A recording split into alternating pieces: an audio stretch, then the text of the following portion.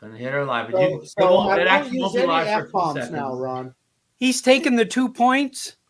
DeMarco is taking the 2 points. What happened, Marcus? No, I'm joking. Okay. I was. How about a sound check? Yeah, checkmate king 2. This is White Rick, over. We got you, White Rick. We got you.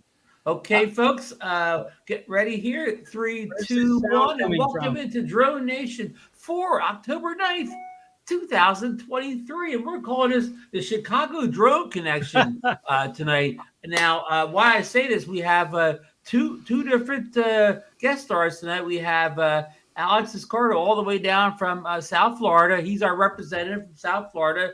And Bob Dempsey, he's our representative from Las Vegas and also represents the old parts. But DeMarco Moore, who was our third Chicago connection, unfortunately, DeMarco's on assignment tonight here. He's probably coaching another, little world championship football game or something. So he will return next week. But the good news is we'll get to it in a second here. Bob Dempsey will be handling his fearless DeMarco Moore's fearless Monday night football forecast. So we'll have that come in a second. I do want to say, one thing here. We have a holiday today. I know this is a controversial holiday, so I won't say it, but we'll honor the holiday for however way you want to look at it. Maybe you got the day off if you were government worker or something like that. And also, this would have been John Lennon's 83rd birthday today. Now I know a lot of the younger folks out there don't remember John Lennon, but Bob Dempsey, Bob, you remember John, don't you?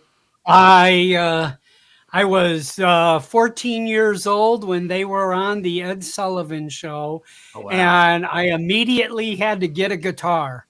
But by they, Bob means the Beatles. The Beatles, yes. Some of us are luckily old enough, but. Well, Marcus too. We actually were a lot. I actually remember when the Beatles were a real. They were still together. They're a real band. Yes, I remember the Beatles Saturday morning cartoon show. Yes. Oh yeah. The Mop Tops. Yes. Yes. Yeah. I remember them. Yep. Yeah. Yeah. But anyhow, not to turn this into the Beatle Nation here, but John unfortunately was. I guess you could say he was assassinated early in life. A man only lived to be 4 years old. A man got in a plane in Hawaii with a gun, flew to New York City, waited outside his apartment, and gunned him down when he came out the door. Yeah, after he had gotten an autograph from him. Earlier in the day, yeah. And that man, I believe, is still alive and still in prison. I think mental institution or something like that, yes. Yeah. So, yeah. Okay. Enough of Beatle Nation here. We got a lot of ground to cover tonight. We got some good guests here. We're going to have a lot of good topics coming up. But I want to go right to Bob Dempsey. DeMarco cannot make his fearless, forecast today. But Bob Dempsey not only is in Vegas where they make all these betting lines and stuff up, but I think Bob told me he is just a mile and a half away from where the games actually play. We've probably never had anybody that close to, where the actual game was being played. So what we have tonight, Bob, we have the Green Bay Packers, which they're 2-2 in the season, and they play the Las Vegas Raiders. And that's hard to say because a lot of people think of them as the Oakland Raiders, but they've been in Las Vegas for a couple of years now. Now they have a record of 1-3, but I know their quarterback Garoppolo's been out with a concussion for a couple of games, but by my understanding, he is back tonight. He's back tonight. Now the Raiders, with all this being said, they are miraculously given 2 points away, so that means they're the favorite. Now, Bob's not going to make his own pick. He's making DeMarco's pick. What did DeMarco tell you for tonight's game? Well, I mean, I know that the point spread is 2 points here, is what I understood. It was Las Vegas -2. So I think because it's a home game here is why we were the 2-point favorite. But at the moment, the game is at 3-0. Green Bay is up at the moment. And but DeMarco is going with Green Bay, and I'm not really a great football fan, but I'm going to go with DeMarco. It's going to be Green Bay, and they're going to win by over the 2-point spread here. So, I know that's not much of a spread, but the arena is full. I had the unfortunate circumstance today to drive by the arena about 4:30 this afternoon, and our time. It's 6 o'clock our time, so about an hour and a half ago. And it was horrible trying to get around the stadium and get away. Are the Raiders well supported out there in Vegas? Kinda. Not as well as the Golden Knights are, that's for sure. And currently not as well as the Las Vegas Aces are, much more in everybody's heart at the moment here. That's your women's basketball team. The WNBA. They won the first game of the finals yesterday afternoon. They won, are beating the New York Liberty. And the Aces and the Knights have won their last 2 preseason games in exactly the same fashion. They scored 4 goals in a row to close out the game. So we are very excited. The team got their rings yesterday at the Wynn, at the pool at the Wynn. They closed the pool. Wow. And they had a big party for the Golden Knights there, and they all got their rings. And if you haven't seen their rings, I would suggest you look at my Facebook page today. That is amazing.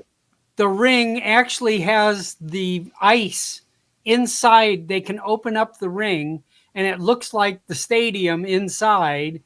And on the ice, inside the ring, there's 9 stars for the 9 goals that they scored in Game 5 of the finals to win the Stanley Cup, are on that little tiny ice rink. Now, what did that set the owner back at the jewelry shop, at the jewelry store? They made, I heard one time they made 50, another time they made 100 extra rings, the same as what the players were getting, and they were selling those for $75,000 a piece. Wow. They'd probably sell them in Vegas. Hey, so we've gone from Beatles Nation to Professional Sports Nation to Golden Knights Nation. Should we start talking about some drones? DroneNation. Let's do it. Well, we're gonna go around the room and catch up with everybody. We kind of caught up with Bob already here, so Bob said his piece here. Hey, seriously, Bob, great job covered for DeMarco. Yeah. Thanks for catching up on all this. It's going to be a fun game, though. I guarantee you, it's going to be a good game. So if you're watching, don't ask Bob to be on any shows tomorrow night, right? No, you'll be in front of the TV. Yeah. Hey, no, Bob, tomorrow night. I got to put something on the screen here. If I hang on here, it just moved. Hang on, it moved again. Let me find it here. That's what Koopy is suggesting for Taylor Swift Nation. Yeah, Taylor Swift Nation. Yeah. Well, I'll talk. Sorry, I'll talk to the. See, I'm in Philadelphia. So I'll talk to the older Kelsey, and I'll have him talk to his younger brother to see if he can get Taylor to come on with his. But what's going to get ready to? Let's go to Alex, catch up with Alex, and hopefully Alex will keep us kind of keep on the drones here. Yeah. Well, we were talking about stadiums. Bob, you lived a couple of miles away. I've been shooting them. Yes.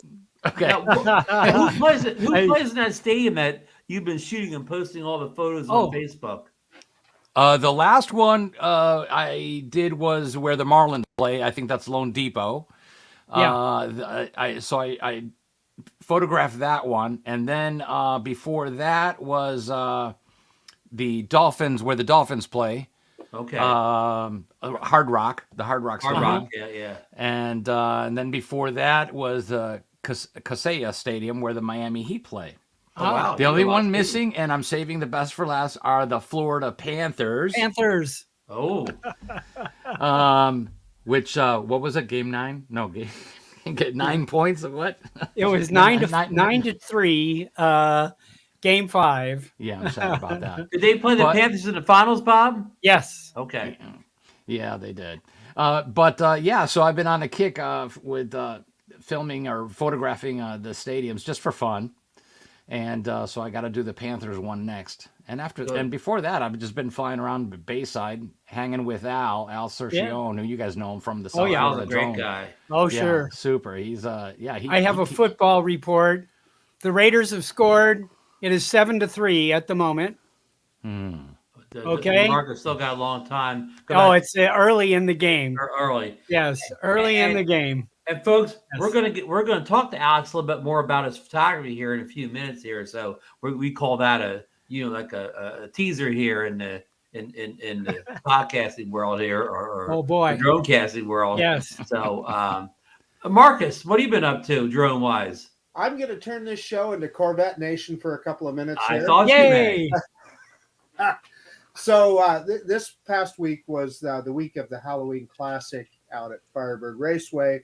So really, it's been going on since last Wednesday. So I've been out there messing with that. Speaking of football, I was invited to have my Corvette in the Boise State University homecoming parade. So we had it all decorated up, did well in the homecoming parade. Saturday out at the Halloween Classic, I did a 0.011 foul. So 1/100th of a second red light. I left the line just that much too early, so lost that race, but it was still a lot of fun. And I've been flying drones. So really? I took the Mavic 3 Pro with me out to the racetrack. I had it up to almost 119 miles an hour. It was in the Corvette with me when I went down. But perfectly legal, folks. Strictly legal. Yes. I did fly it out at the racetrack and got some pretty good pictures. And the reason I did that is those telephoto cameras, I was able to stay out along the periphery, never go over the top of anything, stay out all around, and then zoom in on things with those tele cameras. So that was a lot of fun. And then, I think that the other day I took the Mini 4 Pro, and I'm telling you what, that thing is, man, that is just an amazing little drone.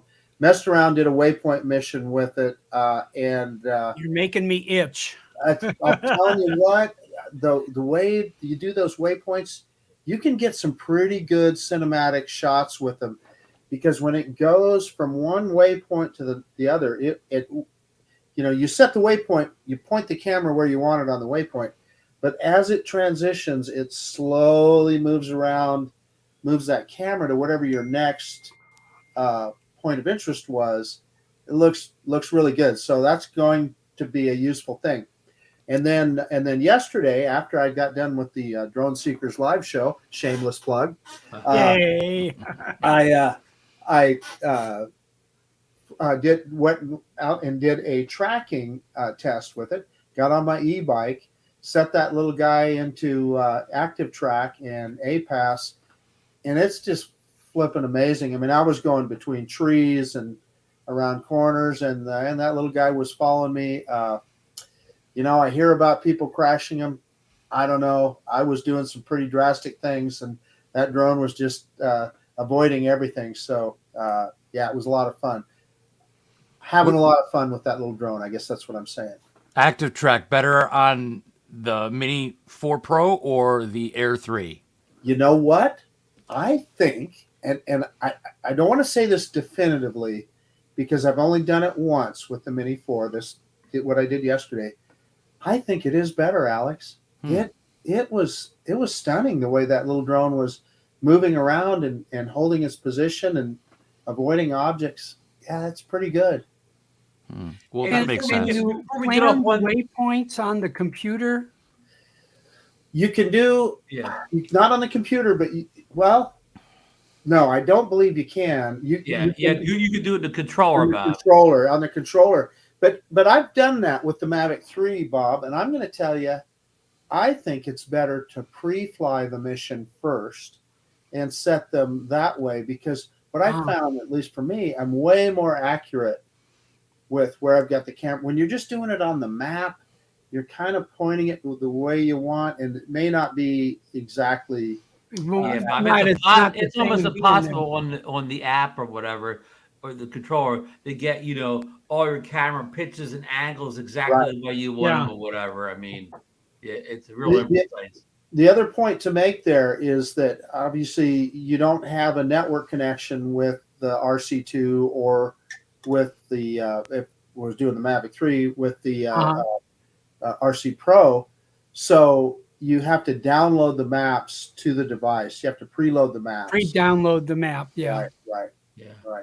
Before we get off waypoints, one thing, like Marcus talked about, just a couple years back, waypoints wasn't as valuable because the waypoints, the drone would fly real robotically from one location to another, and it didn't look like a human was flying. It looked very uncinematic. I hate to be the first person to say that word today, but it was real clunky. Where now, like Marcus says, that even the last couple drones or whatever, going back to Maverick, the waypoints actually look like somebody's flying a drone and not just like a computer moving it from point A to point B. Okay, so, much smoother. Yeah. Except for with much more precision than I have when I'm on the sticks. Let's see. Leonard Oglesby's got a comment from Marcus that high-speed drone containing a vet was like flying over Boise at 36,000 feet on my last overseas trip.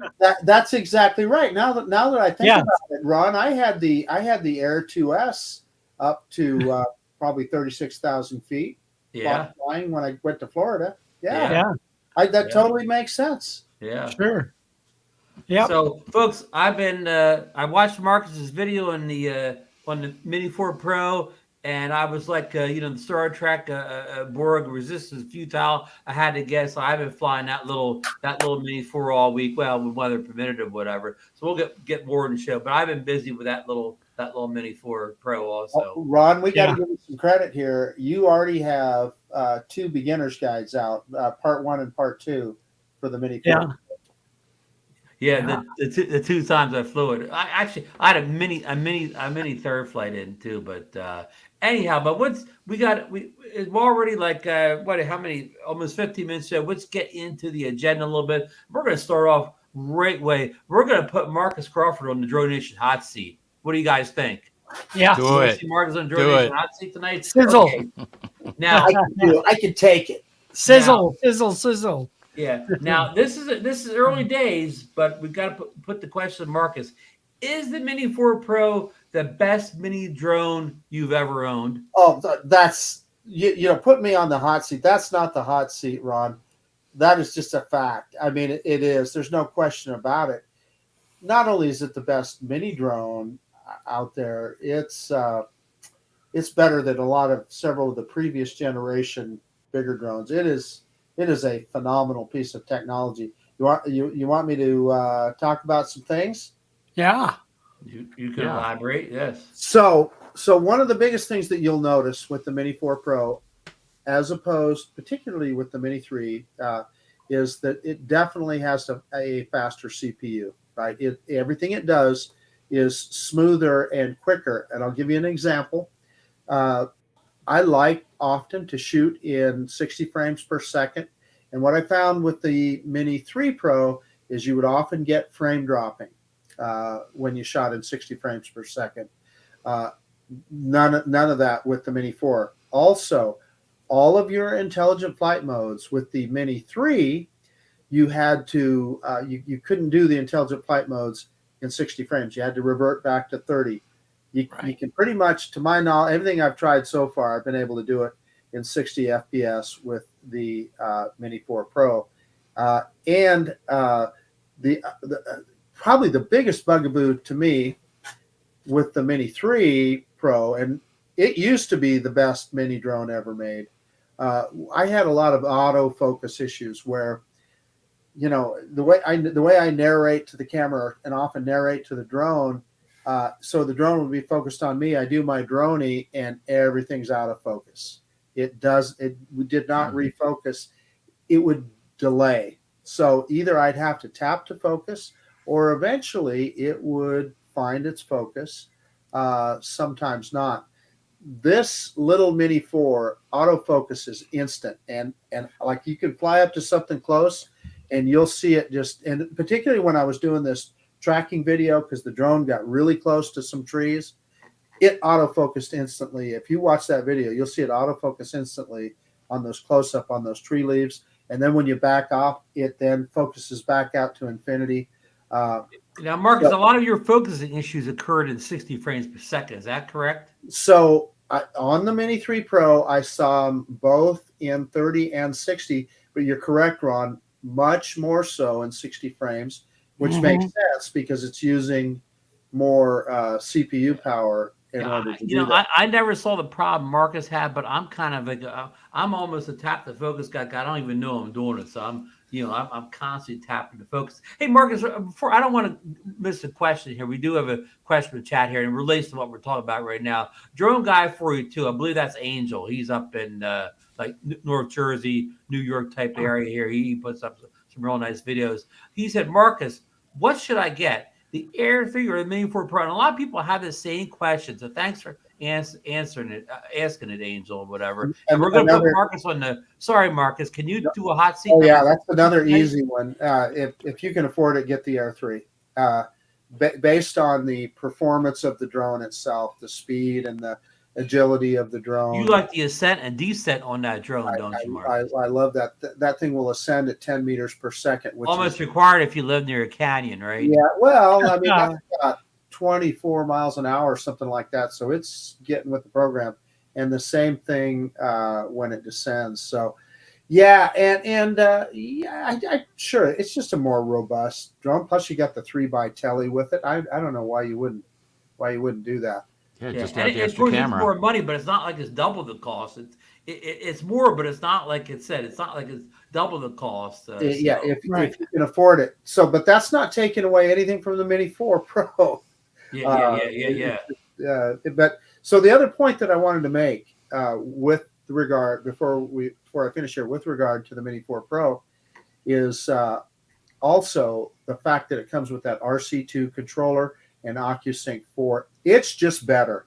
That RC2 controller is more responsive, the touch screen and everything. There's no lag, there's no delays. It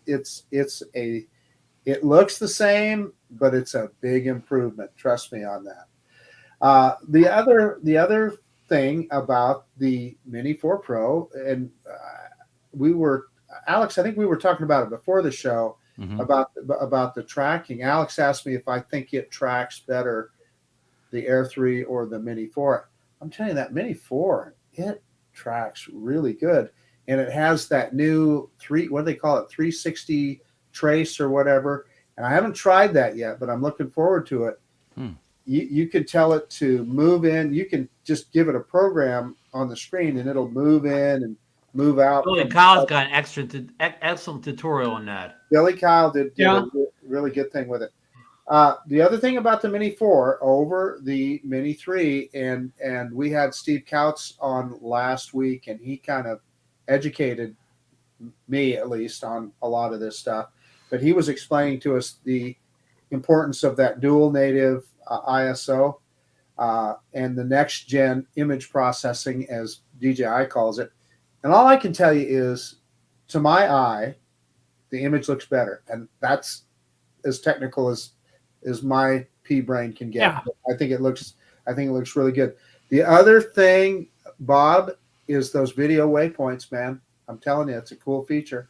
Yeah. No, I'd love to have waypoints. I mean, I think and it's doing native waypoints. It's not just stick duplication like Lychee and Maven and stuff like that have done with some of the other drones that aren't support waypoints. Right. And they're I was talking about Bob. They're real robotic waypoints. They kind of like it just looks like a computer's flying them. Yeah. Yes. Yeah. That that in itself might be a reason to see if I can sell my Mini 3 and go for the Mini 4. What about goggles? Do you think that's going to happen? Oh, I'm sure. Hold that thought for a second. I want to jump to a question so I can move on. East Coast Thrills is asking, what is DJI putting out tomorrow morning? Now that's number 10 on our list here of topics, and it looks like a kind of like a LiDAR camera. We'll get to that a bit later in the show, East Coast Thrills. But Bob, back to what you were saying about waypoints. Well, what also, I mean, I'd love to be able to fly waypoints so that, doing a certain area over and over and getting the same similar shots at, spring, fall, summer, night, day, those kinds of things. But I am enjoying more and more. I'm flying the Mini 3 Pro with the Integra goggles and the Motion 2 controller, which you cannot do yet on the Mini 4 Pro. Well, I'm got to believe there's no reason it couldn't, other than OS 4. But I still think that there must be a way. I'm with you, Bob. I can't imagine they wouldn't do it. Well, it has to be. You must think it has to be because the Air 3, which is 04, got the that's right. To work with the goggles and the Motion 2. So you think it would be coming for the Mini 4 Pro. Yeah. Wow. Intel Maxwell Melrose has a question that we get all the time here, and I think Steve talked about it real well last week. Does the Mini 4 have a stacked sensor like the Air 3? Well, I mean, the best thing we can't, not to redo last week's show is kind of go back and watch Steve Cowles talk about it on last week's DroneNation. I think he could do a much better job than Marcus I, kind of rehashing his words. You want me to paraphrase his explanation? There you go. So what he said was, it was bothering him, and he researched it. He did search on DJI's website.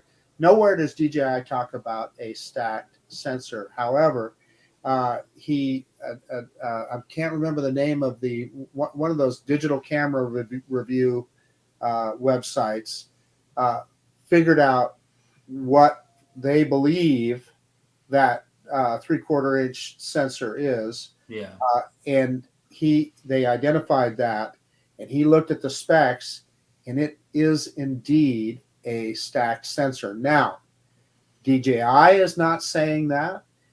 He could not say definitively that is the sensor, but I think you can say with relatively high confidence, because that particular sensor exactly fit all the specs that DJI put out there.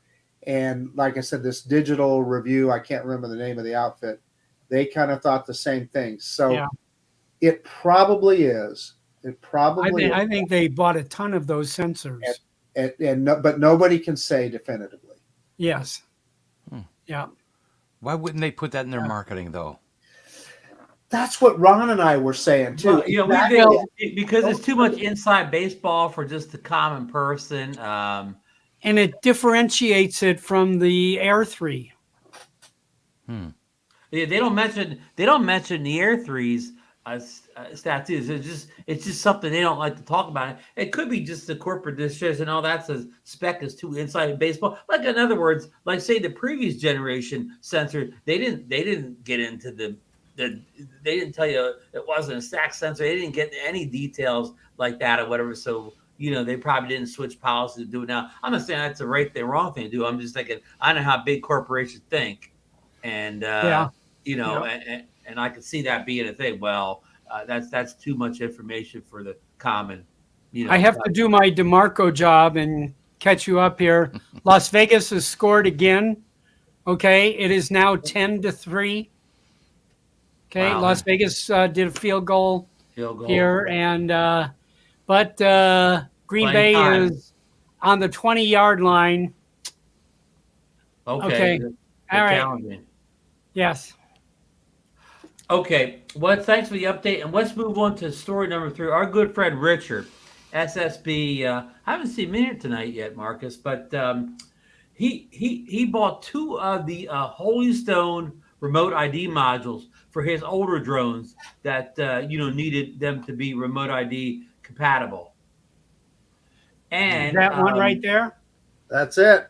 That's it. That's the Holystone. And then Richard reported that he bought one and did not. When he says did not work, he cannot see it broadcasting a signal on any of the people call them the Karen apps. And they bought a second one thinking maybe a defective one, and the second one still did not broadcast a signal to any of the remote ID apps that he was using.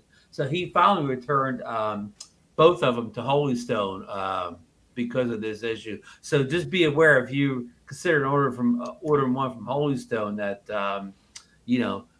make sure it's broadcast remote ID, or it maybe don't make sure it's broadcast remote ID. Depends on how you look at it, right, Marcus? Well, the FAA basically says if you got to make sure that green light is on before you take off. So that's kind of how I'm looking at it. So now green light is on. Bob Rouse, do you have older drones that you have to get remote ID? Well, I have my wife's got the Mini 2, and which if she's not flying professionally, she does not need. No, she's not be remote ID. And I actually have a Mini 1 that does have an FAA license number on it. Oh. And it's listed on my 107 account. I think my Mini 1 is.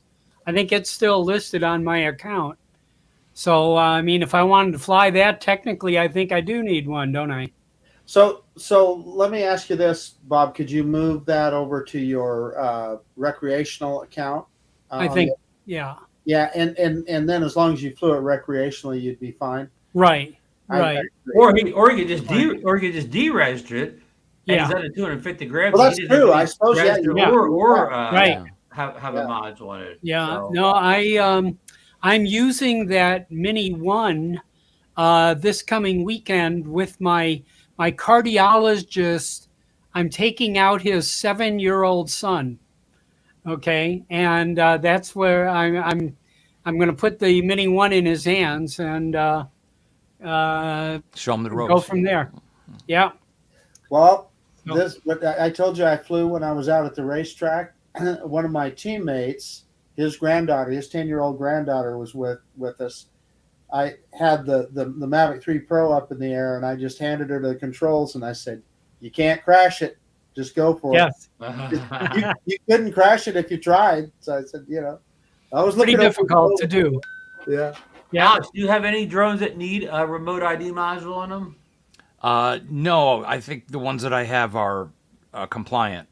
Good. The Mini, I still have the Mini 3 Pro, the Air 2S, and the Mavic 3. Good. Yeah, so they're all compliant and they're all listed. Good. Yeah. Good.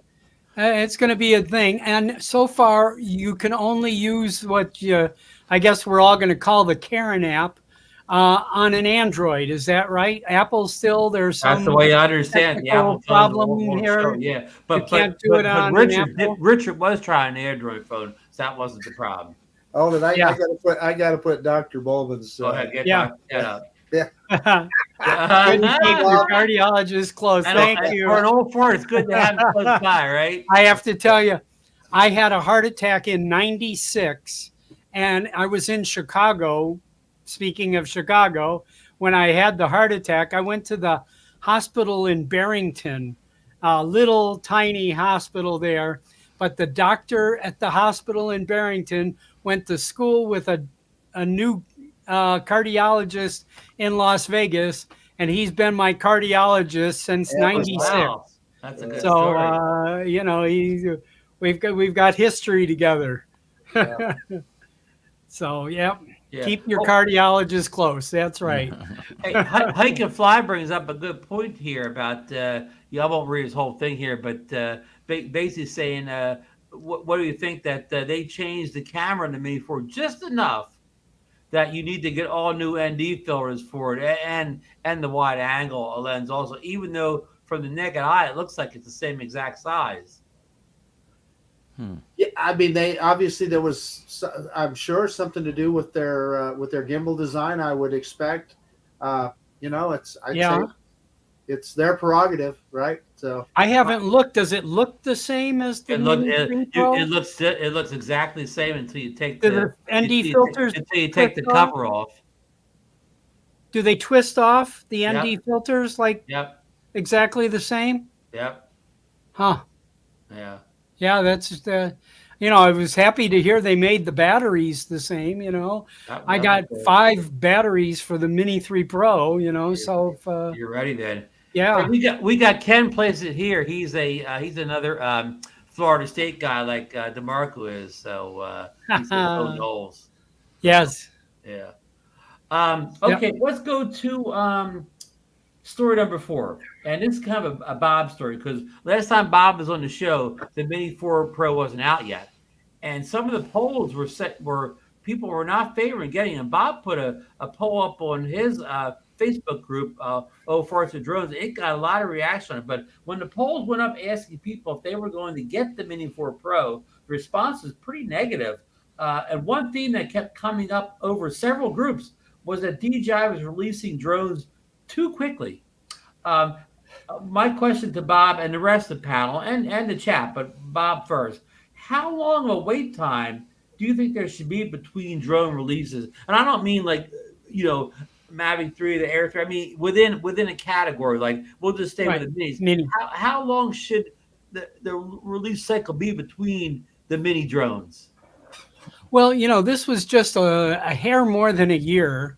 Right. They're going from the Mini 3 Pro to the Mini 4 Pro. Right. And I mean, I think that might be reasonable, but, they've also, they did the Air 3 so a little bit of time before the Mini 4. It seems like less than 2 months. Yeah. And there was, yes, the Air 3 is probably $600-700 more than the Mini 4, but it's not like $2,000 more, So I mean, it would be a deciding factor for me if I had just bought an Air 3. I would have a very hard time buying a Mini 4. I'm actually waiting to buy the. I want to buy the Pocket 3 is what I'm hoping. Well, that's another topic here we're going to get to here. I'm hoping that's going to pop here in the next couple of weeks here. So before your trip, yeah. Yeah.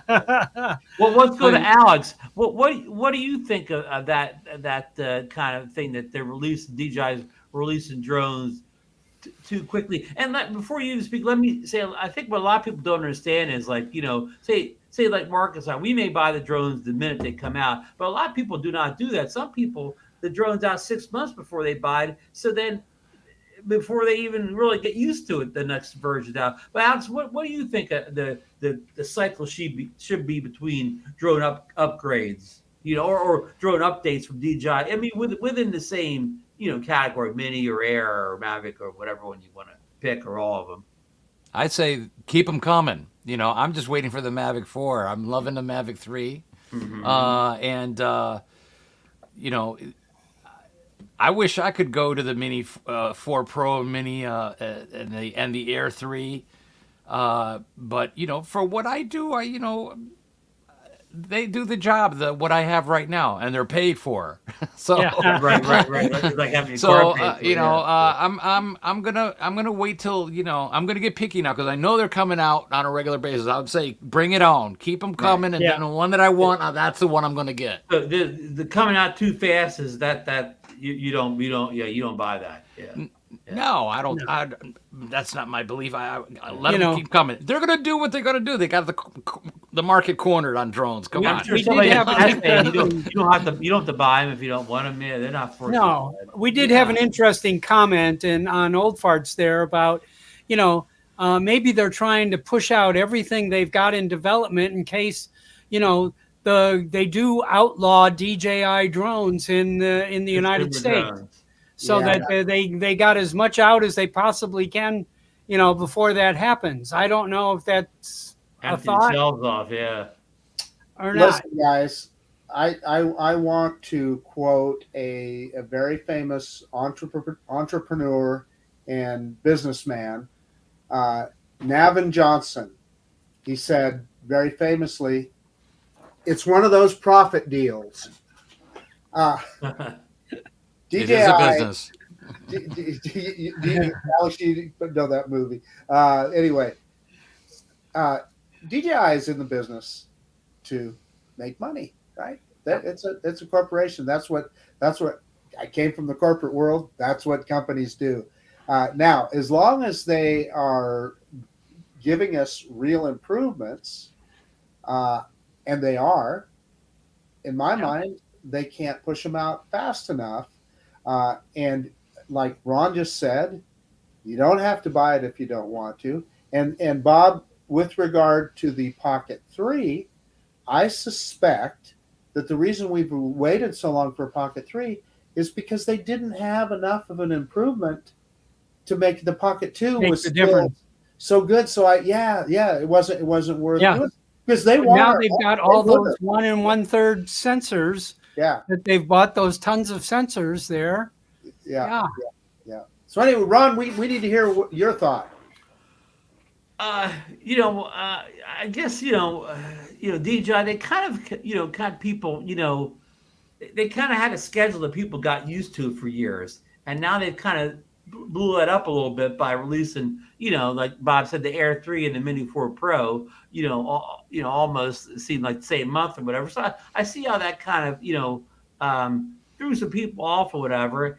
And, I know they're in business to make money and so on, but sometimes if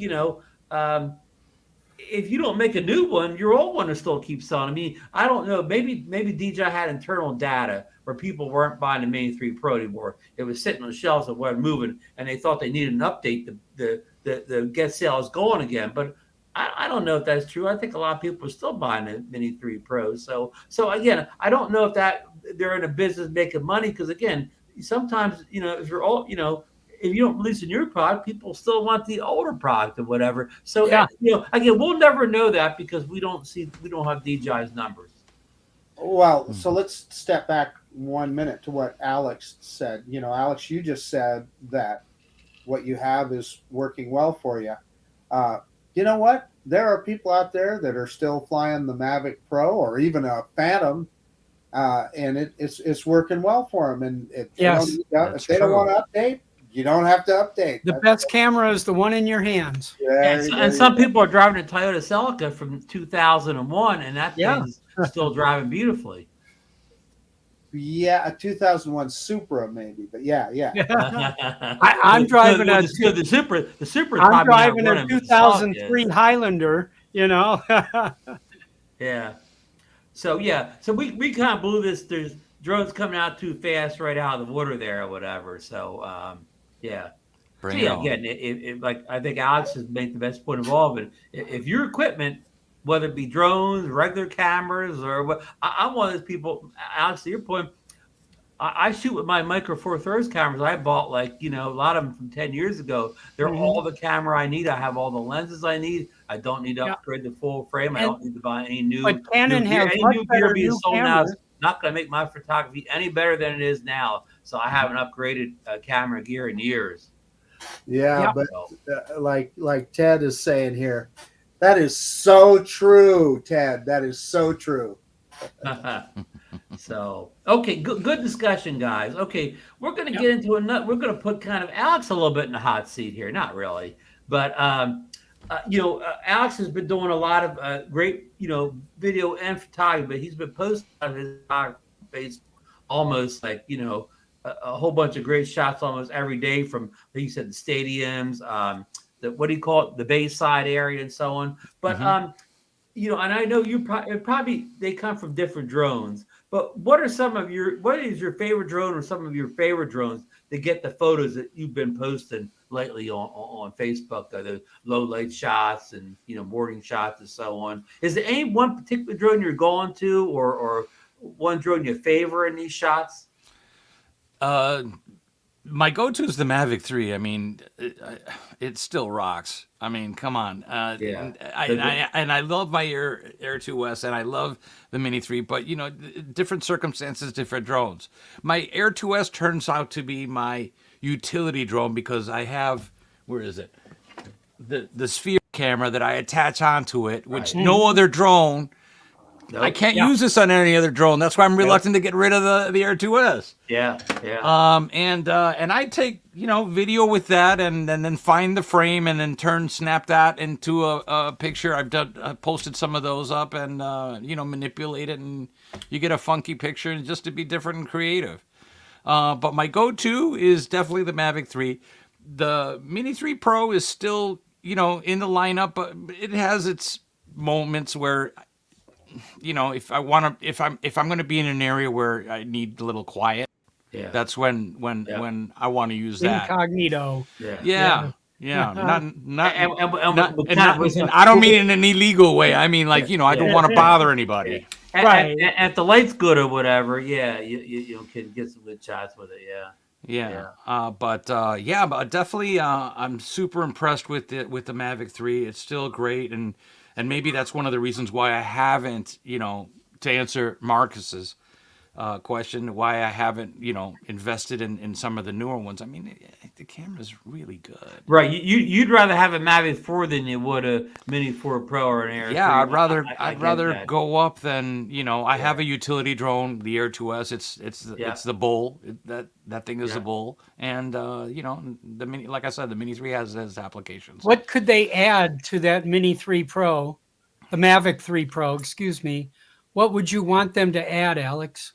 Well, I know that the high-end Pro, commercial stuff, they have modular cameras. I'd love to take a Mavic 4 and, change out not just the ND filter. I'd like to unscrew the camera, pop in another one, and send it. Yeah, that's what I'd love to see on a consumer side. I would love to see that. One of the things that I've always thought, I used to have the Mavic, the Mavic 2 Zoom. If we could, and it had the mechanical telephoto, right? It literally moved the lens to get the telephoto effect. Man, I'd love to see that on a Mavic 4, where you didn't have the three cameras. You just had a lens on there, and you could zoom in mechanically, not cropping on the sensor. I think that'd be awesome. Yeah, and a variable aperture and all of that. Right. A leaf shutter. Yeah. DJI, take note. Yeah, modularity on the cameras. They're watching now. They're giving it to the engineers now. So they did make on that Mavic 2. I know people were changing cameras on the Mavic 2 from the Zoom to the Pro camera back and forth, right? They did make it. Well. Yes. Yeah. So back to Alex a little bit. So your workflow is you're using the Mavic 3 as much as you can. When somebody said the Mavic 3 Pro, you're just using the base Mavic 3, and you're shooting with the 4/3, the real good camera. Alex, did I say Bob? Alex. Now, are you shooting in are you shooting JPEGs or RAWs mostly, or raw and manual as much as I can? You're controlling your aperture and your shutter. Now for video, I'll just switch to auto and use that night mode or night shot. Can't beat that. So you're shooting in RAW. You're adjusting your aperture and shutter. When you take them off, are you using a program like a Lightroom or something like that to do the editing in? Yeah. I took a package just to try it for this past year, or the triple combo of the Lightroom, the LRC, and the Photoshop. I find Photoshop I use very rarely. Lightroom is my go-to for the editing. Throw in some presets. Not every preset is perfect, so then you start adjusting the mask here and there. For those that know what I'm talking about, for everybody else, the masks have got so good at Lightroom lately. Yeah, it's awesome. You play around with that, and you change a ordinary looking shot to a little piece of art, which is, I think, it fascinates me anyway. But that's the whole workflow for me. Good. Posting, good. It's fun. No, that's great stuff. Thank you. Well, we're the ones that get to benefit from your work, Alex, because we see that stuff on Facebook, and man, it looks awesome. Yeah, I want to get into some of the AI too. I've been toying around a little bit, but I'm not no expert. What was that, Alex? You want to get into what? Into the AI. AI stuff. But I wish Lightroom had a little more AI, but it's on the Photoshop end where you get to play around with that. Yeah, I mean, Luma. I'm not LumaFusion. I can't spit it out here. It's a photo editor out there with a lot of AI in it. I use it all. Luminar Neo has a lot of AI built in or whatever. Yeah, it's good for removing electrical power lines, right? Yeah. Hey, Lon makes a point here. Apple didn't release the iPhone 15 because the 14 wasn't selling. And he's right. But I mean, Apple has that year-end cycle. I mean, you know, almost down to the week that the iPhone comes out. So you can plan around that. Like, not to buy an iPhone, whatever, at the end of August or whatever, anything like, because but with DJI, I mean, they may have release schedule, but the customers don't know. They don't, they don't have that coming out the same week every year. So the customers are a little bit more confused on the DJI side than they are on the Apple side. Bob, would you agree with that statement? Oh yeah. I mean, Apple established that that rhythm, and a long time ago. Yeah. Yes, so and of course we don't have a real rhythm with DJI, kind of thing. So it's Bob, also a thing with Apple, they've established a trade-in program for the iPhones too, where we don't have that with DJI. We can't, we can't trade our Mini in for the next one to get money off or whatever. Yeah. If I could give them my Mini 3 and $300 and get a Mini 4, I'd probably do that. Which you could do with your iPhone 14, the 15. Yes. You could just kind of upgrade it easily right through the mothership. You don't have to run around and sell it on. Aren't you on the plan? You pay them a same price every month, and you get a new phone as soon as a new phone comes. Marcus, I had that. Apple too. might hear you. Marcus, would you love to see that same program with some of the DJI drones, where a new one would come out? You would just send in. You keep paying the same amount, or. Well, I'm telling you, I think it's a wonderful thing with Apple, with the iPhone. My 15 Pro Max is going to be here in a couple days. So, and they fixed the heating issues just in time. Yeah, just in time. Yeah. And so, you're absolutely right.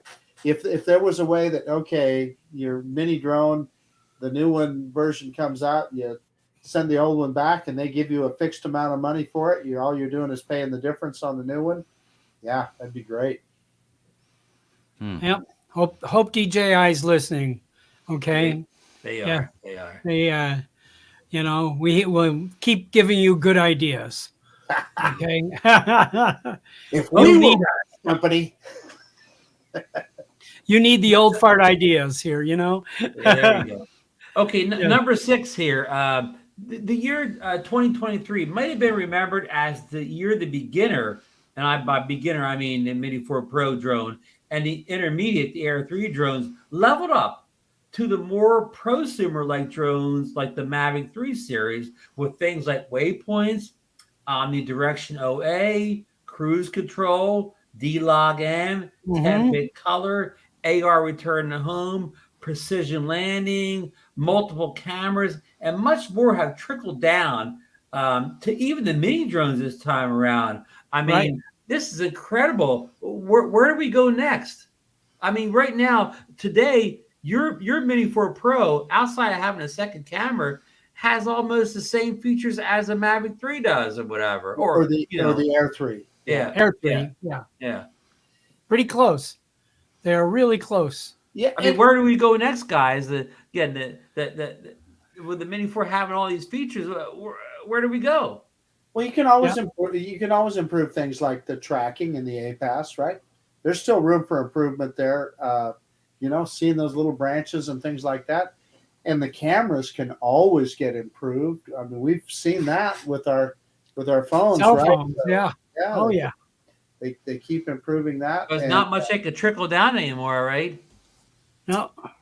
Well, you're correct, and I suspect. And Marcus, I'm saying this in a good way. I'm not being down at all. I'm saying this is terrific. Everything I just said is the best possible news I could give.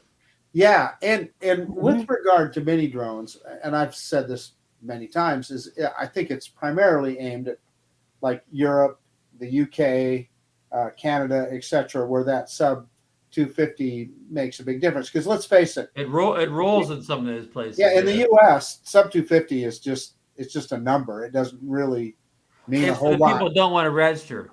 People that don't want to register. Yeah. And no reason. Yeah, well, I just lost a great train of thought. I was going to say, Yes. On this. Hey, Chris. Go ahead. So, well, Ron, I know hi to Chris. He's up on the screen there. Yeah. Sunrise Water Media. Ron, I know you just turned 64, but I just want to assure you, as a 67-year-old, those moments like that, they only come more often as you get older. I just had that thought in my brain. What happened? I'm always excited when I walk into a room and know why I'm there. You know? Exactly.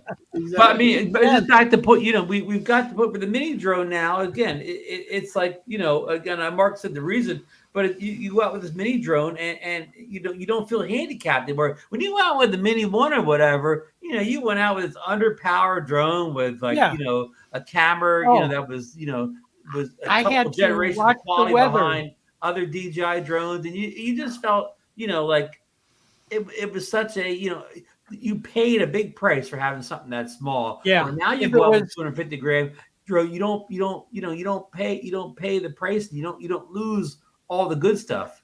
Yeah. No, with my Mini 1, if it was 10 miles an hour, I was not flying. Right. I have a video I put up when I took the Mini 1 out for one of the first flights. It was Windy Day at the beach. I mean, it was barely moving into the wind. It was just inching along in the wind. Sport mode, full throttle. Yeah. I had to land mine because it wouldn't come home, Ron. It just yeah. Mark's had to land in a emergency landing zone. Yeah. So wow. Yeah. So this is really great times. I mean, it's really incredible that they have trickled down all these features, and a little bit what Marcus talked about earlier. I mean, again, I'm not trying to make anybody go out and buy the Mini 4 Pro, especially people who just got the Mini 3 Pros somewhat recently and whatever. But I mean, you're out there flying that Mini 4, Marcus. I have it up in the air. It's kind of windy. It's flying around. I don't even feel like I have a mini drone. It performs. It's almost like I have my other drones up, the Air 3 or the Mavic 3 or whatever. You don't even worry about it anymore. It's up there flying perfectly, no matter what the wind is or the distance or the height or whatever. I mean, as Marcus said, the specs on it are no better as far as speed or ascend or descend or whatever, anything like that. But it sure somehow is doing better up there. Than the Mini I'm 3. sure it's selling better outside of the United States. Well, there's something that I'm telling you, like Ron said, it doesn't. If you look at the specs, it doesn't fly any faster than the Mini 3. It doesn't ascend or descend any faster than the Mini 3. But I can tell you, it feels more athletic. So what I think is, and I need to fly them back to back to really say, but it feels like it accelerates quicker and decelerates quicker. They've definitely tuned up the feel of the drone and the ESCs. I'm quite sure. Something's different, yeah. And something's different in a good way too. Good. I agree. I just had another train of thought, and I'm losing a lot of train of thoughts tonight when I look at the chat or whatever. Hey, Ron, I'm going to defend you here. So the difference between what Ron is doing and the rest of us on the panel are doing, Ron and Bob knows. Ron is trying to run the show and click the clicks and do the things. Yes, and so that's perfectly. We're in the easy seat right now. Yeah. Yes, for sure. Oh, Marcus, we're talking about this. Almost goes back to earlier when we talked about the hot seat and Mini drone being the best drone ever. Now, Marcus, you just recently posted a video where you flew some of. How did you word this? A few second-tier mini drones or whatever. I believe it was the Mini X8. Is that the right name? The FIMI X8 Mini version 2. And you had a Hubsan Mini professional drone. A Hubsan Xeno Mini Pro. Optical zoom. And you flew both those drones. And it's not that they did bad, but both of them had some issues up there. And the cameras, I mean, the Hubsan, kind of, it didn't look too bad. You said there was a micro shakes, but I mean, the FIMI came on and it had like the most it looked like, I don't know, like a kid drew the color profile. It had the most outrageously oversaturated image or whatever. The contrast was turned up to like 100. You know, it was I don't know what the person was thinking, put that color profile in those drones. But I'll let you compare those two flights to taking the Mini 4 Pro out. I mean, it's just not even in the same realm. I mean, I don't even know. You can't even compare them. Those kind of drones have their fans, and that's why I review them, because there's people out there that are buying those. Now, I hate to say make an excuse, but that little Fimi Mini, it's $299, and it's a full featured product. In other words, it has all kinds of intelligent flight modes and different things. It doesn't have obstacle avoidance, but it has a ton of different flight modes and tracking and things like that. And if you want that in a cheap mini drone, I guess it's an option. Although, in my mind, spend $339 and get a Mini 2 SE, and you're going to have a much better experience. But even worse, the Hubsan Xeno Mini Pro, that's not exactly a cheap drone. That, by the way, is the same thing as the EXO Blackhawk Mini. Same drone. It says it's got obstacle avoidance, but I never got it to work very well. They have this crazy calibration thing that you can do, that you plug it into your computer. It literally takes you an hour to try and calibrate the darn thing.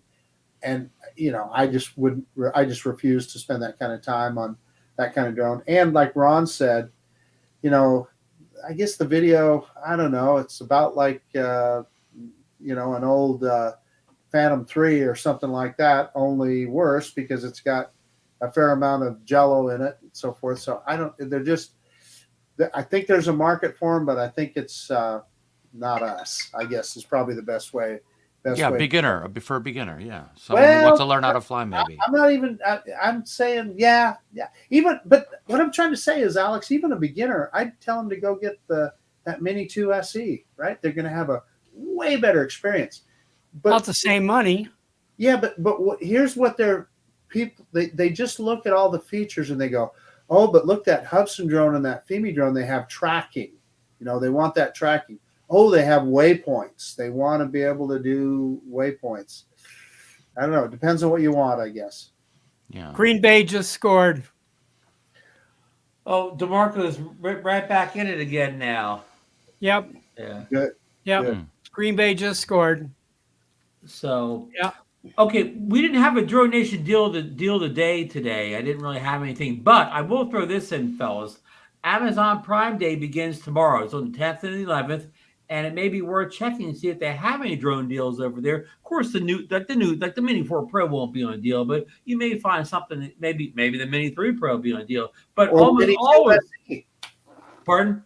The Mini 2 SE. Mini 2 SE could be on a good deal, but Marcus, they almost always have good deals on SD cards. So if we always need good SD cards. So lots of times that's the time to pick one up. We've pointed out some very good deals on SD cards from Amazon, especially around these Prime days. So you may want to check that out. And speaking of SD cards, let's go around the panel a little bit. What kind of you can say brand name too, but size. Today, I'll go to Alex first. Typically, what size SD cards are you buying now for your drones? I'm getting 256, those Samsung Pros. Mm-hmm. They work well with the Mavic 3. They work well with the Mini 3 Pro, as well as the Air 2S. I get the 256, not that I fill it up, but it's sort of as a temporary backup. In case external hard drive. Yeah. I mean, I'll back them up to a drive or a cloud, but I don't delete anything off those cards until I'm ready to. Yeah, that second copy there. Yes. Always have that. Yeah. But Bob, what do you tend to buy now? I'm usually getting these. That's a good card. The black and red Extreme Pros. I'm most of the time buying 64s. You're still buying and erased, or putting a new one in every time. I go out to fly because I've had the experience with other cards that the larger cards, if something goes wrong, you have a lot more to lose. And I've had, back in the old photography days, these what used to be called CF cards. I don't know if you know the CF cards. I've had to try to fart alert here. Oh, fart alert.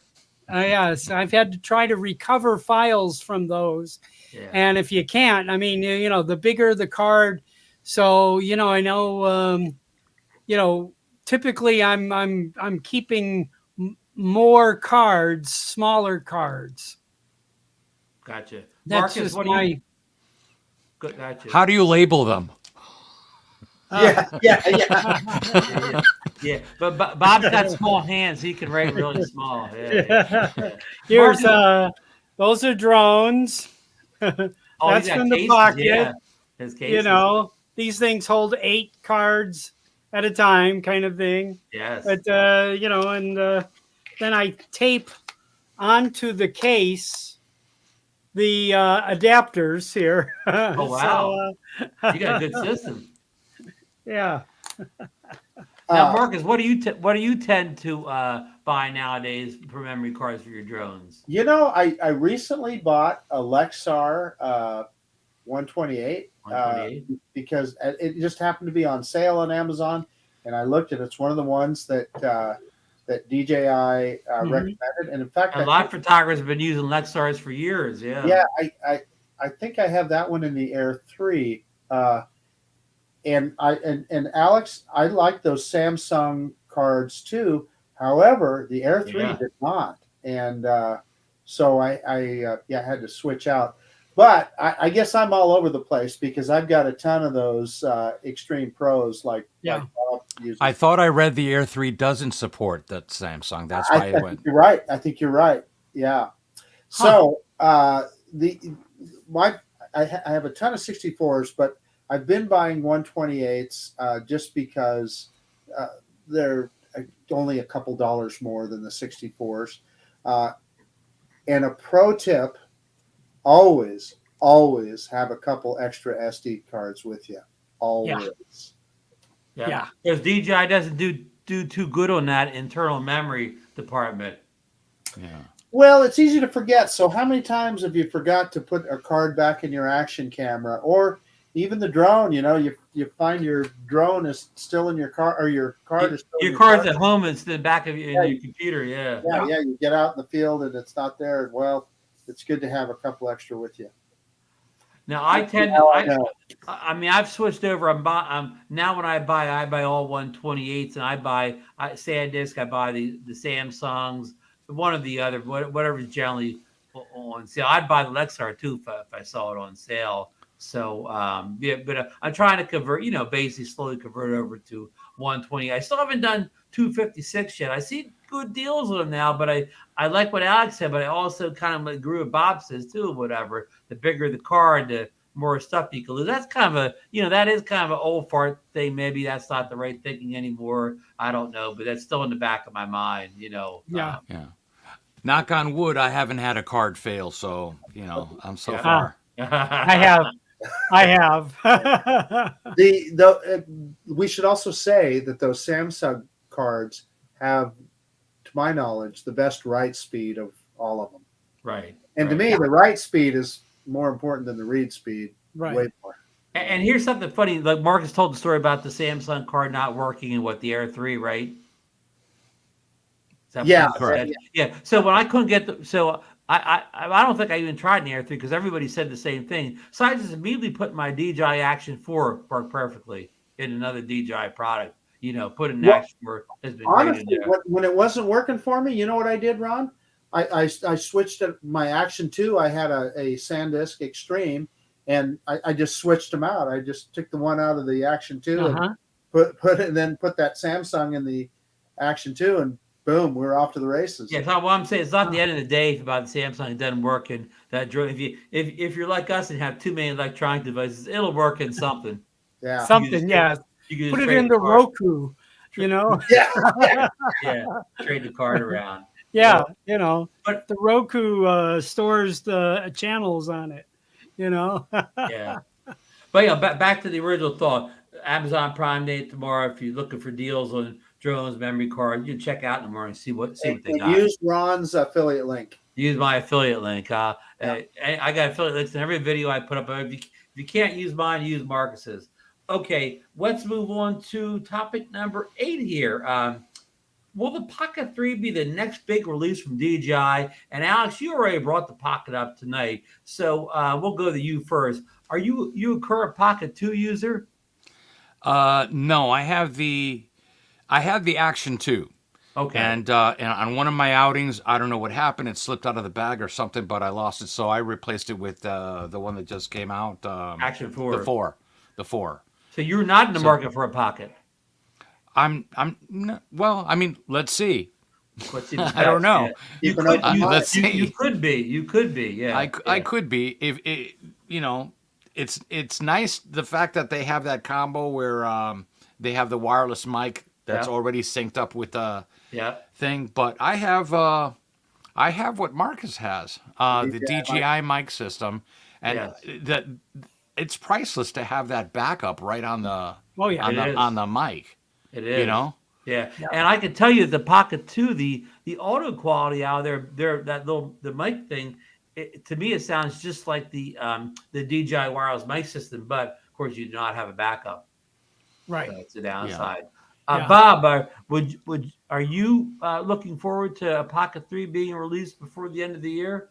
I am. I'm really, I've had told us before. You've actually done some pro work with the Pocket 2, right? Yes, I've done a lot of events and corporate videos. Like they want to put up a video at an event, and I interview a couple of the executive people and stuff. And I've walked in there with just the Pocket 2, and they went, "That's the camera you're going to use?" And I was like, "Yeah," and they were thrilled with the output. Yeah, it was. I have had extremely good success with it.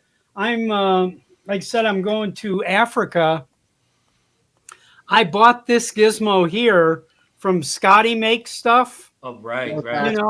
This is another gimbal. It eliminates the Z axis. You don't bounce up and down. Yeah. Yeah. So I mean, you can extend it. It actually extends a couple different ways. And you can kind of have I'm not the tall person you think I am, What? What? So I can get the camera up a little higher, and I'm really my wife and I are going on a safari in Nairobi. We're leaving the 4th of November. And boy, I'm sure hoping that Pocket 3 comes in time to go with me. Thanks, Bob. Now that Toto song is just going around and around. Africa. We'll get Toto in the next show here. Marcus, are you looking forward to a possible Pocket 3 releases? Yeah. So Ron knows very well. Ron and I have had a lot of discussions about this, and I had the original Pocket, and I really struggled with that tiny little screen on there, trying to manipulate it. And that's one of the things we see in the leaked photos. The screen looks bigger this time around. That's right. But one of the things, it all depends on your use case. And let me say this, the Action 2 is working wonderfully for me now. I have a couple of Action 2s, and it's, I'm using it primarily just sitting on a tripod, and I'm narrating to it, etc. But there's the heating issue with that. So I don't really use it like an action camera. The Pocket 3, Ron tells me, his Pocket 2 has never overheated. Even though you'll find people out there that say it does, but I haven't seen it. Yeah. So I'm thinking that Pocket 3, is it something I can put on the tripod and have it run for 45 minutes and not worry about it. Plus, you would get the added benefit of probably being able to do motion lapse videos and stuff with it, right? So. And what's that thing that a couple people have discovered, and Stevie Bronx and a few others, Like they can't like do this side to side thing where they're like action, like the hero whatever. The Action 2, right? So so the way the stability works in it, keeps continually reframing it. So often, if you're doing a pan, just a straight pan like that, it can be jerky on an action camera as opposed to a real gimbal. A 3-axis gimbal camera would not have that issue. Right. Yeah. So and Mike Wright says Billy Kyle uses Lexar too. Right. I'm very excited about a possible Pocket 3. I'm a big fan of the Pocket 2. I mean, I got so many other cameras like the action cameras or whatever, but it's just something about that Pocket 2. I just think the look is a little bit more. I'll say it for the second time tonight. When you get in your screen, it looks a little more cinematic. I think so. Yeah. I got to interrupt. Go ahead. Packers just scored. It's 13-10. Okay, end of the third quarter. Thanks for the update. DeMarco's looking good. But anyhow, you can, in the Pocket 3, you can use the ND filters on it, to get your cinematic motion blur. There's a third time it says cinematic. And which, of course, if you do that in an action camera, that messes up with your stabilization, because it needs a lot of light to have that's right. Their electronic gimbal stays working. But of course, there's the Pocket 2, Pocket 3 on a 3-axis gimbal. None of that matters. You can put a 1000 ND filter on it and still get stabilization. So there's definitely some advantages to it. Marcus. Yeah. Well, the other point to make, and I'll take responsibility for this, but I suspect it applies to all of us on the panel. We're all tech geeks. We're all kind of camera geeks. And something new, hey. And I'll speak for Alex and I. Alex and probably you and I are both. We're probably the ones. We're always looking for something now to get us a little bit better shot. More depth. Yep. Right. Yes. A little, just sometimes, but we were just trying to get a little bit better in our video, a little bit better in pictures. And here's something too. I think we don't bring up a lot. The Pocket 2 takes a good photo, takes a real nice photo, like a cell phone quality photo, where the action cameras take photos, but they're obviously coming from a action camera. They don't look like they're coming from. They don't even match up. They don't even come close to be an iPhone picture. But the Pocket 2 takes an iPhone level photo. Yes, which would be very important for people like Alex to concentrate a lot in photos. But you couldn't take the Pocket 2 and mount it on your bicycle helmet, You could, but you have to be very, very careful. But that's a good point. You just made a great point, Bob, because there's a market for different genres of cameras. Right. And I always say, I don't do any action sports, but I like to take my action camera, out to beaches in situations where it may get sanded, it may get blown over, it could get a little wet. If I got my GoPro or my action out there, I'm not worried if the tripod falls over, whatever. It's going to be okay. If it gets in the sand, I'll just wipe it off, whatever. But I don't want that to happen to my Pocket 3 or my phone or some of these other cameras. Yeah. I've got a Pocket. I have a GoPro mount on a bicycle helmet, and I use a cheap GoPro copy, one of these $49 something or another copies, and put that on there, and I'm not worried if I roll over and crush it, but unless you get hurt, fun. Of course. Yeah. Good night, Greg Pittman. Oh, good night, Greg. And Greg put a comment in there. He updated from 3 and 4, and he said it was a great decision. He loves the 4. Oh, good. So, Greg's got at least one video up in the 4. Go over to Greg. I think his challenge is called Greg Pittman. It's not hard to find. Right. Yep. So, just his name. So anyhow, Tom's here. Hey, Tom. Tom's got a good comment. Tom's here. Action cameras need to be diverse and informed practice to specific needs. Right. Hi, Tom. Yeah. So to that point, I hope DJI doesn't give up on the Action 2 form factor. I really like that to be able to pull the modular, pull the top part off. And now that could be something we talked about, things being, release schedule and all. That's probably something where they don't need to release a Pocket 2 style format every year. That could be something that just came every couple of years, right? With right. When was the Pocket 2 came out? The last time we were at Spin Up. Yeah, it's been a while. 3 years. I remember the first person I saw have it was Sean Oz. He brought it. He walked right up. Mark, remember he walked right up to U-Line, DeMarco in the parking lot. We were coming back from the meet and greet or whatever, and he was showing it to us. Hey, it looks like Ted is signing off too. Good night, Ted. Good night, Dr. Ted. We're going to try to wrap up here too, so we can get everybody back to the football game. You know, I have recently purchased the Action 4 and the GoPro Hero 12, and the action cameras have come so far. Both of those cameras are incredible cameras. The features, the video they record, the audio, whatever. I mean, they've got both of them are so good that if you wanted to get one, if I told you to get one, that you're gonna be happy with either one. They're both outstanding, you know, cameras or whatever. I mean, it's one of those things, like I said about the Mini 4 Pro. I don't know how much better these action cameras can get. These two little cameras are incredible. They have, like, you know, D-Log M, and the GoPro has a flat color profile now too. And Marcus, hey, here's what Ron is not telling you guys. I'm just gonna get you. You talk about inside baseball. What GoPro did is they made Ron an offer he couldn't refuse. Yeah, am I right, Ron? Yeah, Marcus, I wasn't going to get the Hero 12, but because I'm a GoPro, like, you remember they used to hook you into getting that subscription thing where you get $100 off the camera, you got the subscription. Well, I bought so many of those subscription things. I still have it, right? I think I'm a lifetime member. I bought it so many times. Anyhow, they sent me an email the other week where I could get the GoPro Hero 12 for $299. And I thought it was a come on or something like that, but it really worked. And I didn't have to buy any more subscription either. But you need to tell the whole story. Normally $5. Well, $3.99. I think you could get it for $3.99, Bob. I think you were buy it for $3.99. That's a regular price, but it was $100. They gave members $100 off for a couple of days. But there's more to the story. Ron had just purchased the Action 4, so he needed another action camera, like he needed, you know, a hole in the head. But it worked. It worked. Yeah. And I tell Marcus, even if I don't like the thing, I could sell it for more than I paid for it.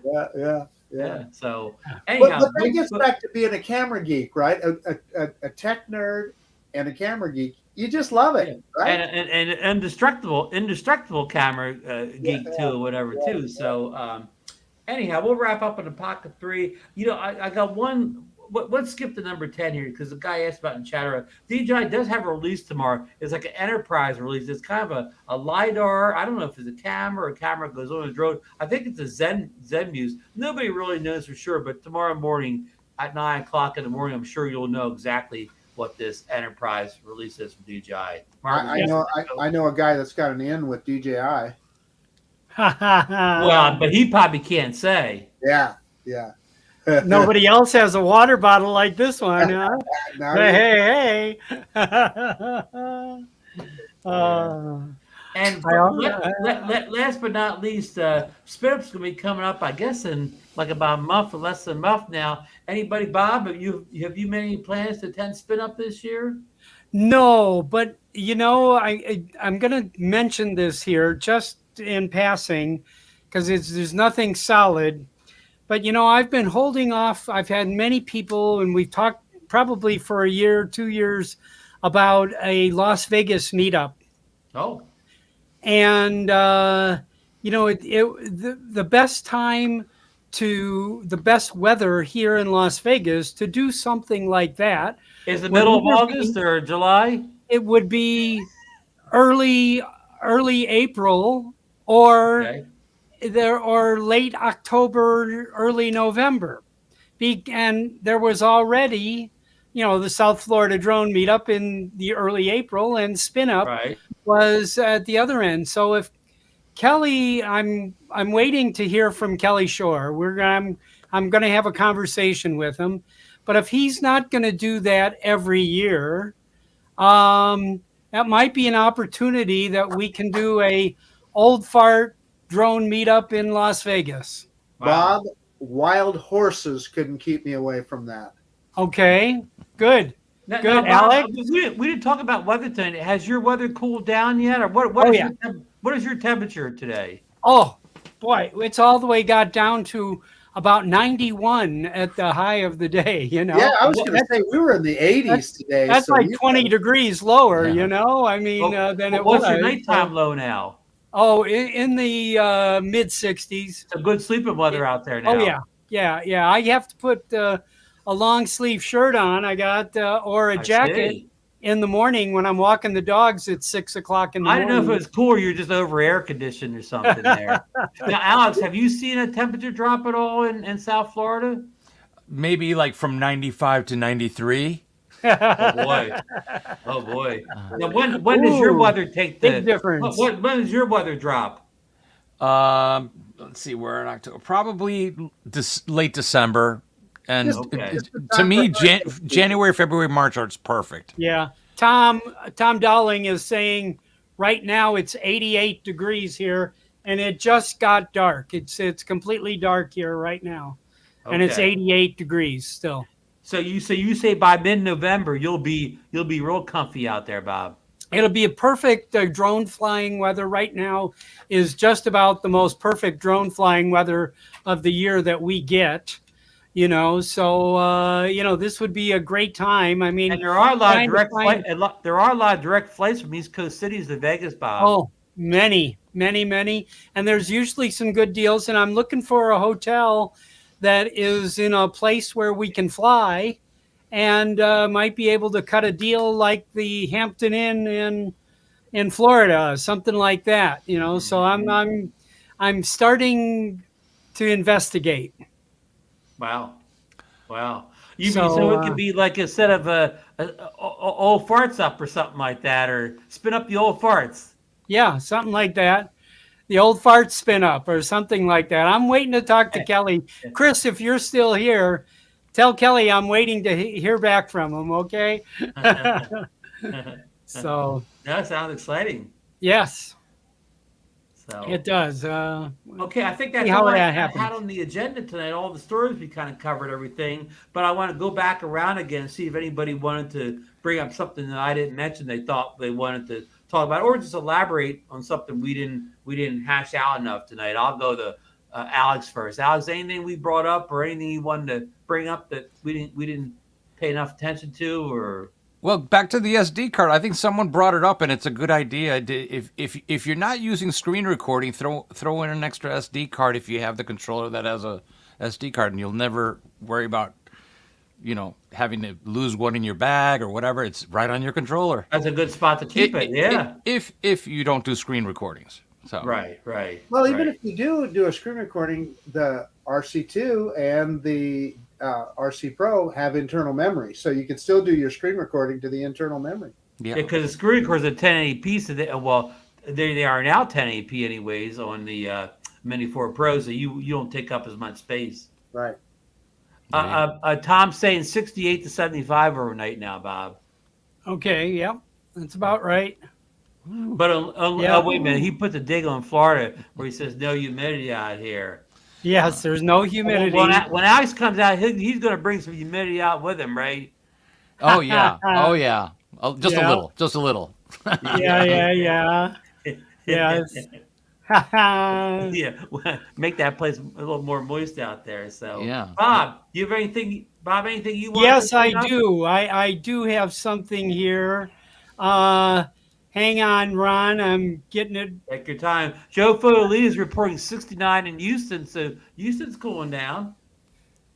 Good flying weather. Yeah, good flying weather. Look at Brent Harrell's up in Canada. He's 45. Marcus, Bob probably remembers. Did Gary show you that picture of what it looked like behind his house when he left for the Great Florida Drone Meet? He looked like he had, like, you know, over his head snowdrifts. Snowdrifts, yeah. In the pictures he was showing us in Florida. Well, damn, this is not working. Hold on. We'll kill some more time here. Okay, kill one more 30 seconds. Marcus, do you have anything you want to bring up that or elaborate on any points tonight? Well, other than what the discussion we were just now having, the temperatures are moderating. This is a fabulous time of year to be out flying your drone. Oh, yeah. Mark Wade's got 55 over in the UK. Yeah, well, Ron and I are up in northern climes, and we'll have snow and bad weather soon enough, and we won't be flying as much. So get out there now while you can. And on top of that, with the leaves changing and stuff, and I know you don't see that in Florida, but boy, do we get it up here. It's some great opportunities. I'm gonna share the screen here. This is what I wanted to bring up. This is my favorite drone photographer here. I have to tell you, this is, this is. We didn't show off any of Alex's images, but I have a file on my computer of Alex's images. He's shared a few raw images with me, and I have to tell you, I mean, I have been an Alex fanboy for a long, long time. I'm getting the checkbook out right now. Yeah. Now, Bob, while you're bringing that, you had a special guest on your live show last week, didn't you? Well, I sure did. As I had Alex was on my show last week, and me and Alex recorded it the Saturday before, Saturday before last, we recorded it. And we said we were going to talk for 20 minutes. We talked for 45 minutes, and it was fun. A lot of fun. It was, I just being an Alex fanboy, I totally am. And I mean, look at this shot. I mean, if you seeing this through your lens and seeing this shot and being able to be at the right place with that lighting being exactly right where it is. I mean, he has a knack for doing this. Alex, was this the Mavic 3? That was the Mavic 3 and some help from Lightroom. Yes. What time of the day was that when you shot that? Early in the morning, I'm sure. About 6:15.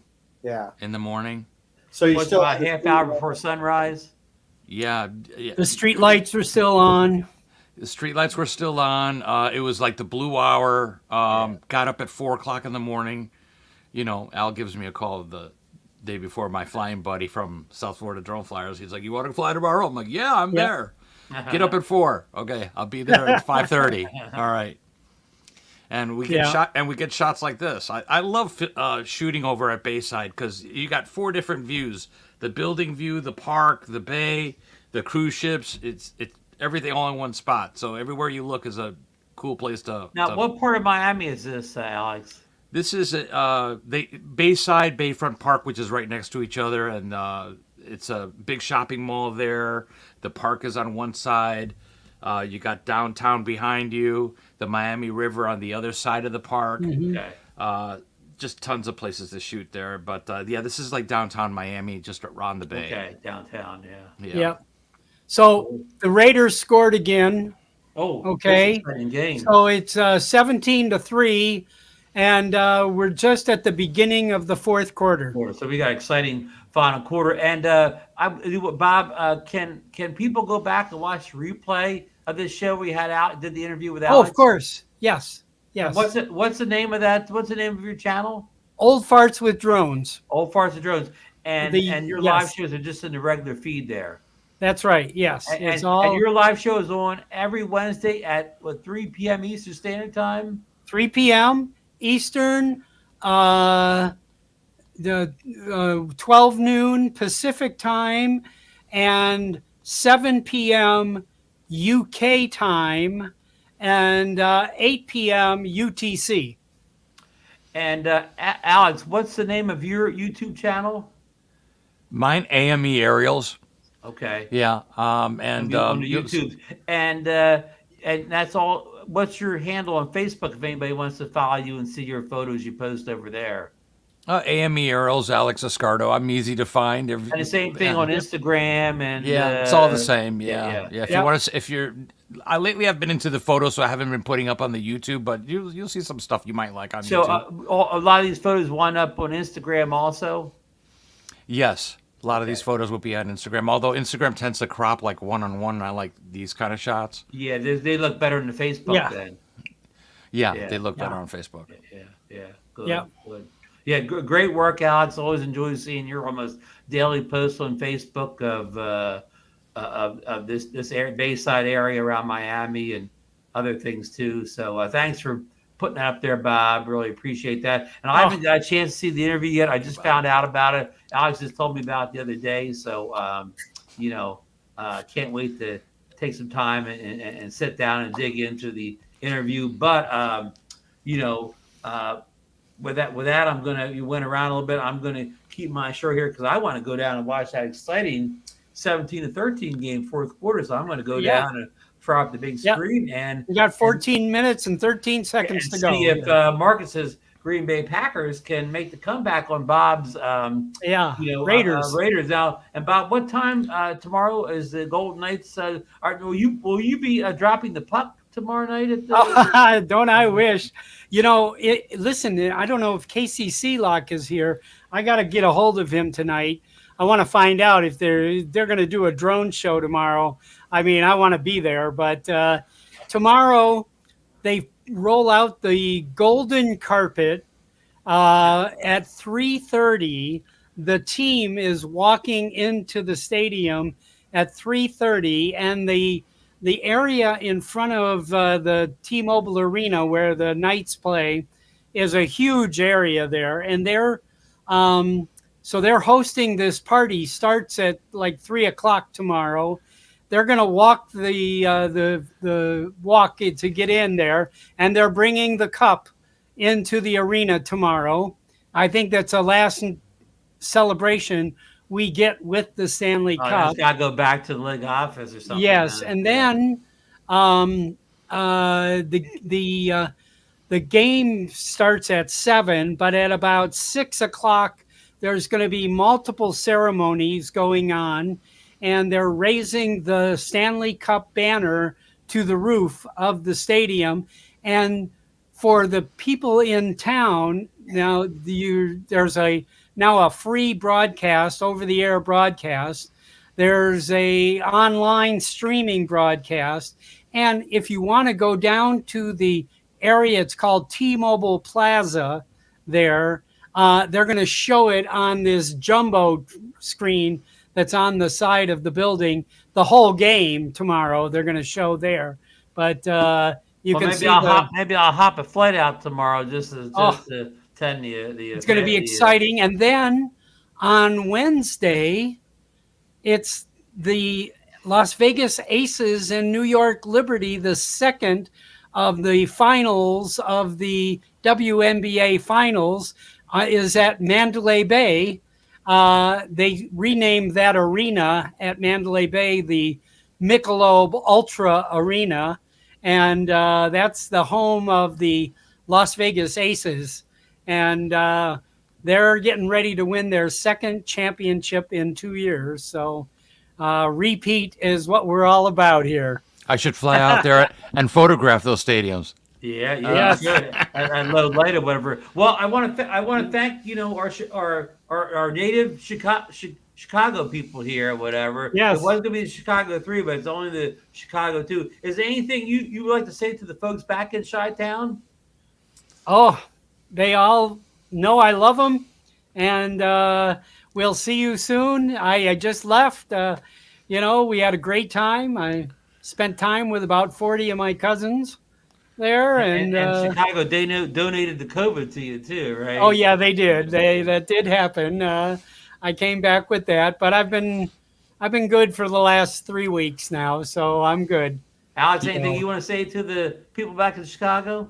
Well, I was going to say to Bob, he can re-gift the gift you got coming home. The gift that keeps on giving. I got cousins and an uncle over there, so they're I'm dying to go back there and with a drone or two, and because I love the Chicago lakeside front. I mean, beautiful over there. Great shots out and there. That's a G airspace. Downtown Chicago is because O'Hare is on the other side of town, so you're far away from the airports. That's unfortunately, I've visited Chicago a few times, but I never got out of the O'Hare airport. Oh, yeah. Whenever you're going west, a lot of stops are there. So, but thanks to both of you for being on the show. Great guest night. My pleasure. I love having you guys on. Gotta get you on more often. And Marcus, you couldn't do the show without you. Thank you so much. And even though DeMarco's not here, he's here in spirit. And we miss him. We got him right here in our hearts, DeMarco. Yeah, you're going to get better fast. He's the MVP. Our Chicago boy. So, yes. Yeah, Chicago's strong. Yes. So, move to Walmart, you know. The chat there. And thanks for everybody putting up with all the sports talk or whatever. We love you. We'll be back next week, hopefully with more drone stuff. And that's it. And we will see you, as they say on the videos, we'll see you in the next one, folks. Thank you, chat room.